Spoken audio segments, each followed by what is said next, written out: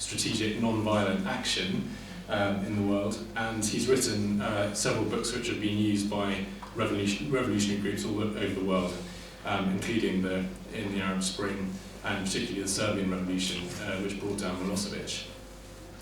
And I'd just like to draw a kind of line between, I suppose, peace and non-violence and strategic non-violent action, which is what Gene Sharp writes about. And there's traditionally been a bit of a conflict between peace research, peace studies, and Gene Sharp's work, which is strategic non-violent action. And that difference that he describes, non-violence is the absence of violence, but not the presence of anything else.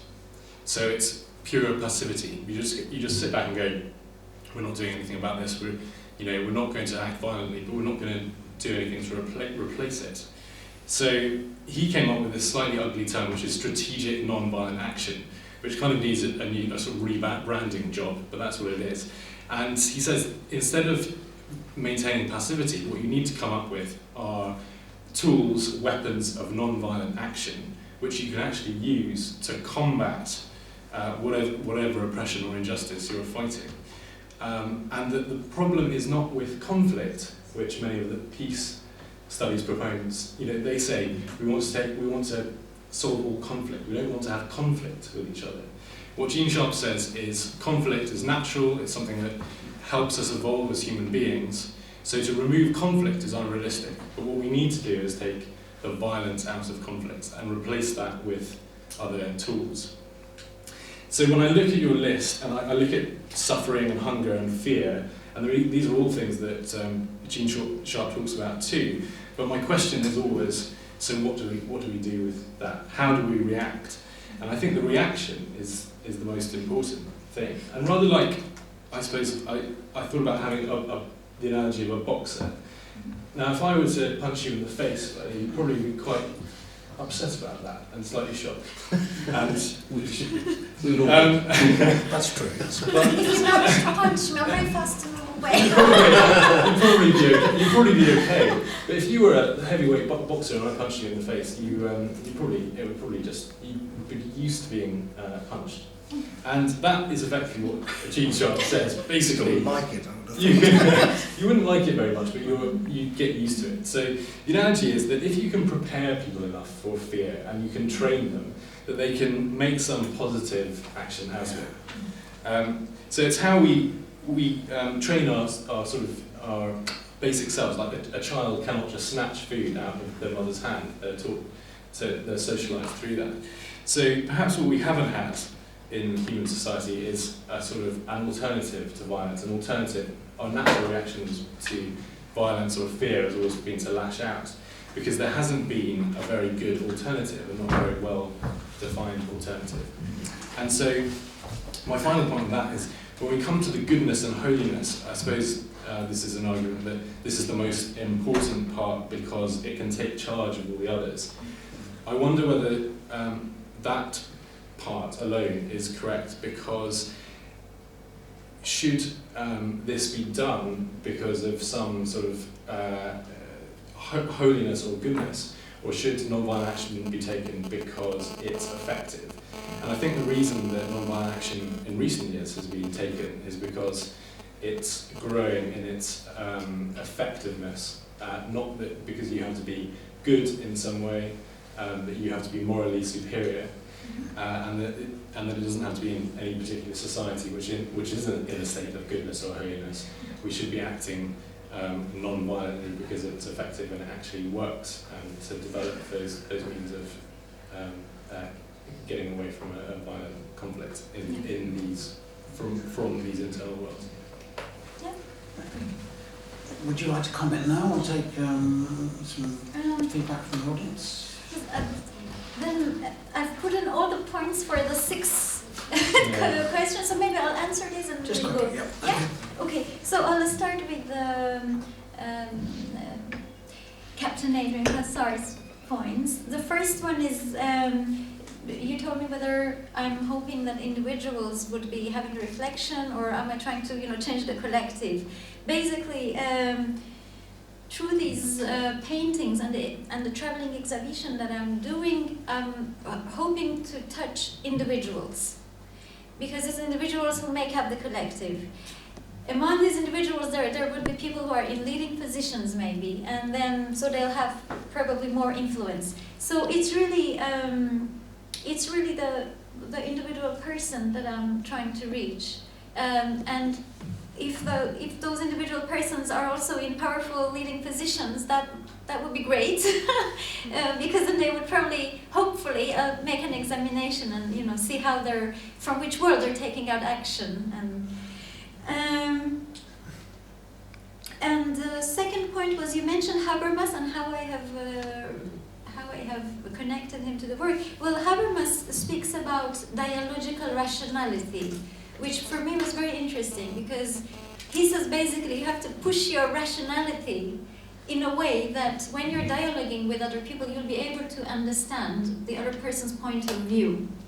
And also, he speaks about the public sphere, that people can, express their mind, and the discussion would go, out in the public, if I may say.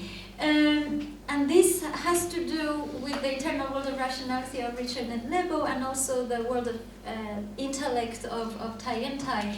And Ruaridh just mentioned the fact that very often we don't have any alternatives to violence when a conflict rises.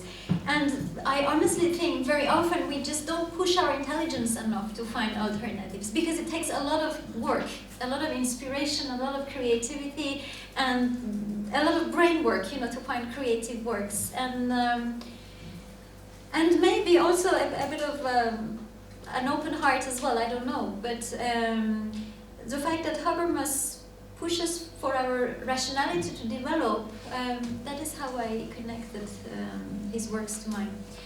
And then you mentioned globalization forces. Globalization forces, I mean, that's just the way the world is always changing. Everything is in movement, so we're trying to catch up with all the changes that are happening. And that's why when I mentioned the internal world of human calm, that's when simply having a job and a house and a family and a car may not be enough for your security, because an earthquake might suddenly happen, a terrorist attack, yes, might happen.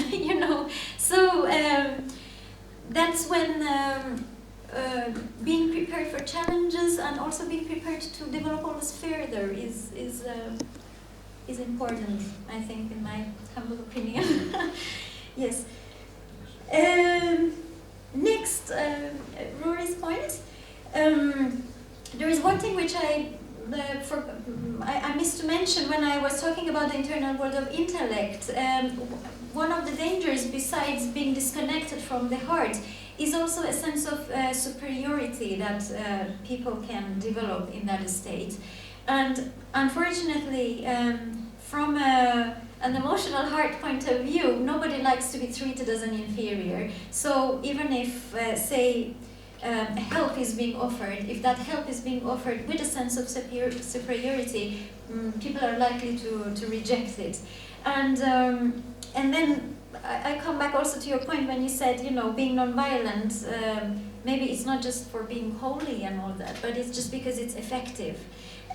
Yes, I mean, I hope I didn't sound too moralistic or anything, but and it is in fact for being effective, perhaps to improve the quality of our life. It's debatable maybe what good quality is and what bad quality is, but if somebody punches me in the face, that doesn't really look like a good quality life. So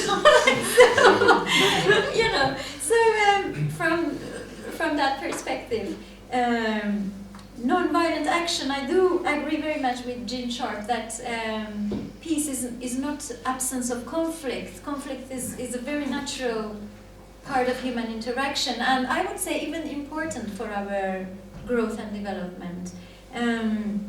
Because otherwise we fall back in the internal world of human calm, and we just go passive, and in a way it's not very interesting, is it? So You know, I was telling you, I think yesterday, I'm teaching art at the secondary school in Malta, and sometimes when there's a problem between some students, I ask them, so what's the problem? Why are you fighting? Say one would, need a pencil and the other one is taking it, I don't know. And I would offer them a solution and that would really solve the problem. And then they kind of look at each other, but that's boring, now we have nothing to fight about. So I think conflicts in a way bring out certain livelihood. So, but it's just that the way we go about them don't have to lower the quality of our life, be it, don't have to impose pain and suffering, physical, moral, emotional, as long as they're not imposing suffering, they should be fine, I think. Yeah. Is there anything I missed? No. Yeah? Okay, great. That's cool. Yeah. Okay, so let's answer questions. We have a microphone here. We probably don't need it, but it's good for the podcast that it's picked up on that. So questions, contributions. Can we wait till So as I say, I'm sure we can hear you, but this will be in a podcast later. Thanks. A basic question to start with, off the intellectual plane that we've been surfing on. In your two criteria, as we watch the great religious schism of Islam break loose once again in Iraq, but also in Egypt, Syria, and everywhere else, where do you put religious intolerance into this package? Yes, very interesting. Yes, religious intolerance, it comes with in my view, it comes in world of fear and world of intellect. Because that is when we become blind. I don't know what the aim of the religious people who are fighting for the religion is, but when they are lowering the quality of life of people, when they're executing somebody because the person decided that's not a religion for him, they're lowering the quality of life. They're not allowing the development of that person. And it's out of fear again. Anything, I think, any actions which are taken out of total fear, they don't lead to good quality life. So if they're taking it with a benevolent, mindset, it would probably have better quality results. Yeah, I would put them under fear and intellect. Yeah. And I forgot my manners. Thank you for the answer, but also the presentation. Oh, did you enjoy that? Thank you. Yes, if you would like, perhaps, even if it's not a question, if it's a comment, it would be nice to hear. Yes. Yeah. Yes, I wish to reclaim the word fear. Mm-hmm. Fear is perhaps part of a whole sequence of things, but as you implied, it can be used as a fuel, Mm-hmm. just as can vanity, lust, pride, anger, sloth, and greed. It's what you do with that fuel. Say you're fearful, which I am, thanks God we are all, in some times in our life fearful, it has saved our life. Yeah. So, fearful, but then you're confused. What should you do? Run, fight?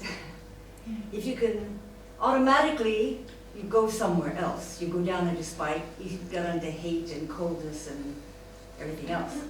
But if you can just hold that confusion and get courage. Yes, it takes discernment. Not everybody has patience for that, maybe. But yeah, it takes. One has to yeah. cultivate it. That's right. And Rory was saying also, it's how you react to it that, would create a problem or be beneficial. Yeah, thanks for. Yeah, I think that's that sort of clumsy punching analogy.